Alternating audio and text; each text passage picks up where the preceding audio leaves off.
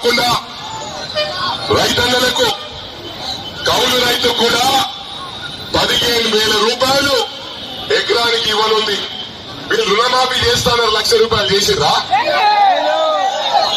ఆ 1,00,000 రూపాయలు చేసినా నీకు మొన్న కూడా చెప్పిన మంత్రి పదవి అవసరమా? నీకు మంత్రి పదవి అవసరమా?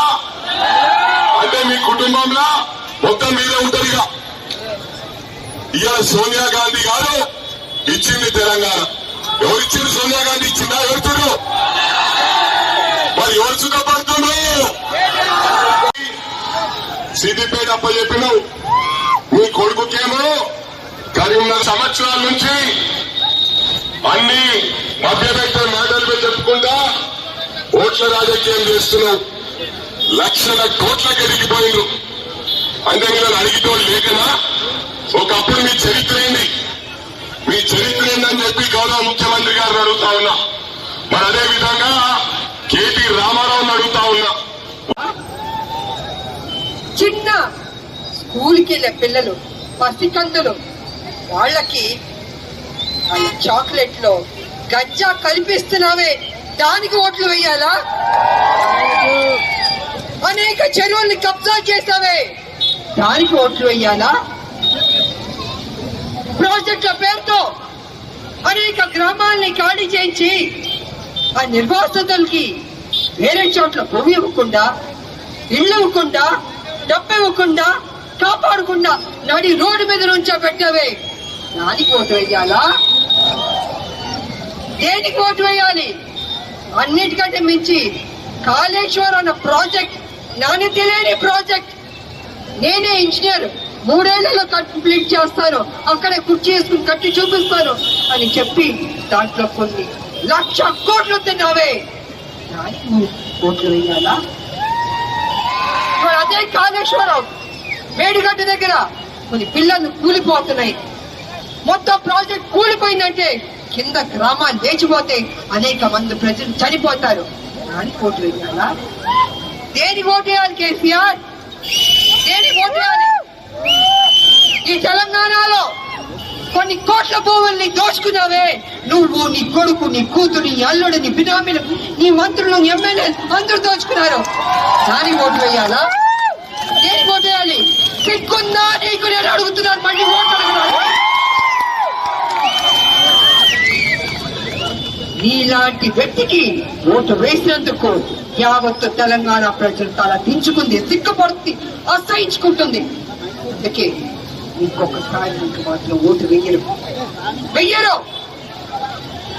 ఇవాళ నిన్ను తిప్పడానికి కాంగ్రెస్ పార్టీ దూసుకుని ముందుకు వస్తుంది. అది గుర్తుపెట్టుకో కేసీఆర్. ఎందుకంటే వాళ్ళ యావత్తు తెలంగాణలో ప్రజలు నిన్ను చూసి అసహించుకుంటున్నారు, నీ కుటుంబాన్ని చూసి అసహించుకుంటున్నారు. నీ చెల్లెలు, నీ కూతురు కేటీఆర్, నీ చెల్లెలు కేసీఆర్, నీ కూతురు లిక్కర్ స్కామ్ లో మహిళ ఇరుక్కుంది, కేసులే, దానికి ఓట్లు వేయాలా? దేనికి ఓట్లు వేయాలి? గలీజ్ ప్రభుత్వానికి, గలీజ్ కుటుంబానికి మేము ఓటు వేయాల్సిన అవసరం లేదని యావత్తు తెలంగాణ ప్రజలు చెప్తున్నారు, ముక్త కంఠంతో చెప్తున్నారు.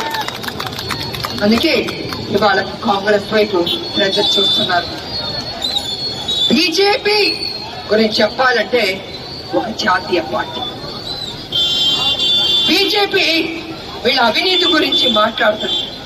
మోడీ గారు మాట్లాడతారు, అమిత్ షా గారు మాట్లాడతారు, నడ్డా గారు మాట్లాడతారు. ఎక్కడ? ఢిల్లీ నుంచి వచ్చి ఈ కేసీఆర్ కుటుంబ పరిపాలన, ఈ కేసీఆర్ అవినీతి పరుడు, ఈ లిక్కర్ స్కామ్, ఈ భూదందా చేశారు, వీళ్ళందరినీ మొక్కలో వేస్తామని ప్రతిసారి చెప్తుంటారు. కానీ ఢిల్లీకి వెళ్ళిన తర్వాత మర్చిపోతారు. ఎందుకంటే బీజేపీ టీఆర్ఎస్ ఒకటైపోయింది. తెర వెనకాల ఒప్పందం కుదుర్చుకున్నారు. మీ ముందు మిమ్మల్ని అమాయకులు కాబట్టి మోసం చేస్తున్నారు. ఇవాళ ఉద్యమకారినిగా మీ రామరమ్మని తొక్కాలని ఈ భారతీయ జనతా పార్టీ టీఆర్ఎస్ కంకణం కట్టుకుంది. ఆ 2 పార్టీలు చెప్తున్నాను, కేసీఆర్ చెప్తున్నాను. కేసీఆర్ ఉద్యమకాకి నువ్వు తొక్కలేవు. నన్ను సృష్టించింది దేవుడు, నన్ను ప్రేమించింది ప్రజలు, నా అండదండలు నాకు పిండించేది ప్రజలు. నా ఒంట్లో ఊపిరినంత వరకు ఈ తెలంగాణ కోసం నేను పోరాడుతూనే ఉంటానని చెప్పారు. అదే చేస్తాను నేను. ఎందుకంటే నాన్న తమ్ముడు అక్కడి చెందిలో ఒక్కడైనా మంచోళ్ళు ఉండాలి కదా, అవినీతి లేకుండా. నా జీవితం ఏమైపోయినా పర్లేదు, కానీ కేసీఆర్ నిన్ను గద్దె దించేంత వరకు నేను మాత్రం నిద్రపోను. ఇది సమయం చేస్తాను. నా ప్రజలకి అభివృద్ధి ముఖ్యం. వాళ్ళకి ఏం కావాలో చేయాలి. 10 ఏళ్ల నుంచి నీకు టైం లేదా? అసలు ముఖ్యమంత్రి అయితే చెప్తా, తొందరగా ముగిస్తా. ఎందుకంటే అక్క సమయం కూడా మనం ఎక్కువ తీసుకోవడం మంచిది కాదు. ఎందుకంటే అక్క కూడా 7:30కు పోవాలన్నది. కాబట్టి ఒకటే చెప్తా ఉన్నా, మొన్ననే మరి మన తెలంగాణ ఇచ్చిన తల్లి సోనియమ్మ రావడం జరిగింది. సోనియమ్మ వచ్చి 6 పథకాలు 6 గ్యారంటీలు ప్రకటించిపోవడం జరిగింది. 6 పథకాలు 6 గ్యారంటీలు కూడా మన మహిళలకు, వృద్ధులకు, ఇల్లు లేనోళ్లకు, పెన్షన్ రానోళ్లకు, యువకులకు, విద్యార్థులకు, రైతులకు, మనందరికీ కూడా. మీరు గట్టిగా చెప్తారా? ఇక మీరు గట్టిగా చెప్తారంటే చెప్తా, లేకపోతే మైక్ ఇచ్చేస్తాను. చెప్తారా? ఏంటది? Bye bye bye bye. అందరు కూడా 2 చేతులు ఊపాలి. Bye bye bye bye bye bye bye bye bye bye bye bye. Bye bye bye bye bye bye. ఇక మీ అందరు బాయ్ బాయ్ చెప్పారు. అలా దుకాణాలు బంద్ అయిపోయినాయి, అలా కేసు ఖతమైపోయింది. అతి తొందరలో మన పాలన మనమే చేసుకుందామని చెప్పి మీ అందరు కూడా తెలియజేసుకుంటూ థ్యాంక్ యూ, ధన్యవాదాలు. మళ్ళా తొందరలో కలుసుకుందాం. జై కాంగ్రెస్, జై గుర్తుకే, జై గుర్తుకే, జై గుర్తుకే. అందరు చేతులు లేపాలి, ఇటు దిక్కులు కూడా. జై గుర్తుకే, జై గుర్తుకే. ఇక మీ అందరిని చూస్తుంటే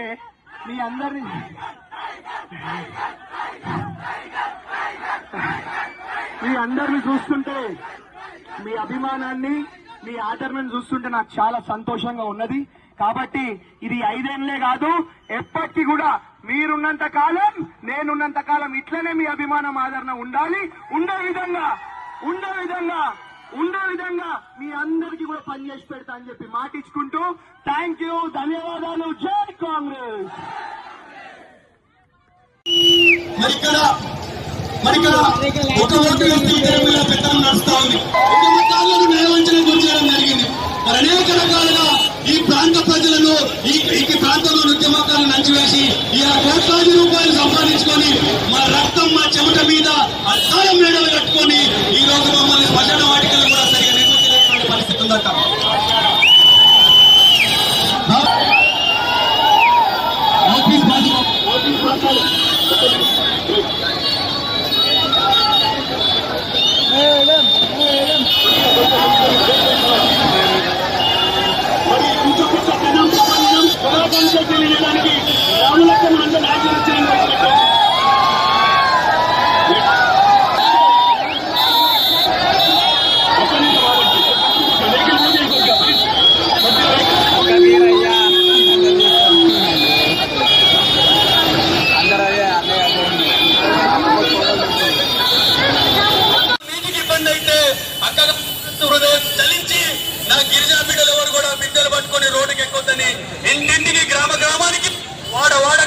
ఇచ్చినటువంటి ఘనత మీకు దక్కిందక్క. మరి 10 ఏళ్లుగా ఈ ప్రాంతాన్ని వెనకనిట్టేబడ్డారక్క. ఈ 10 ఏళ్లుగా ఈ ప్రాంతాన్ని దోచుకోవడం తప్పించి ఈ ప్రాంతానికి అభివృద్ధి ఇస్తున్నామని చెప్తా ఉన్నానక్క. మరి రైల్వే లైన్ తర్వాత ఈ ప్రాంతానికి ఊహించినటువంటి ఇలాంటి ప్రాజెక్టు రాలేదు. విద్య పట్ల నిర్లక్ష్యం, వైద్యం పట్ల నిర్లక్ష్యం, అనేక రకాలుగా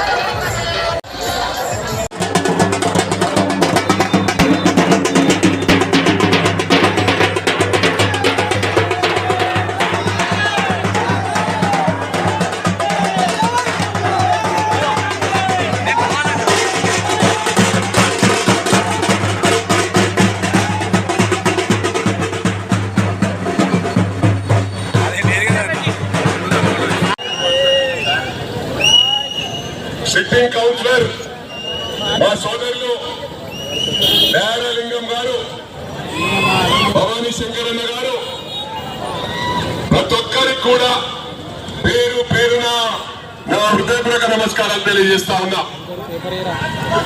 ముఖ్యంగా పెద్దలు గౌరవనీయులు ఎల్లాపూర్ సర్పంచ్ మా ప్రభాకర్ రెడ్డి అన్న, అరే వాళ్ళ గుండెలలో ఉంటారంటే మళ్ళా మీరు పేర్లు చెప్పిస్తా ఉన్నారు. వాళ్ళు